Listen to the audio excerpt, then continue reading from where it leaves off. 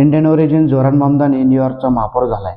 I, Zohran Kwame Mamdani, do solemnly swear do solemnly swear and that I will faithfully discharge the duties of the office of the mayor of the city of New York of the office of the mayor of the city of New York. वय फक्त 34 आहे त्याचं. त्याचे आईबाप राजकारणी नाहीत, बक्कळ पैसा नाही, धर्माना मुसलमान, त्याचा जन्म अमेरिकेतला नाही.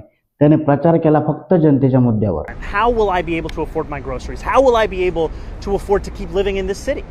That is what our politics should be about, answering those questions. Donald ट्रम्पने तर सरळ धमकी दिली, हा जर निवडून आला तर न्यूयॉर्कला फंडच मिळणार नाही. I'm not going to send a lot of money to New York. I don't have to. You know, the money comes all through the White House. And if they're going to be sending us stupid policies, I mean, communist policies. तरी झोहरान निवडून आला, कारण तिथली लोकशाही matured आहे, voters matured आहेत, system corrupt नाही. त्याच्यामुळं कोणालाही सिस्टमचा भाग बनता येतं. आपल्याकडे काय परिस्थिती आहे?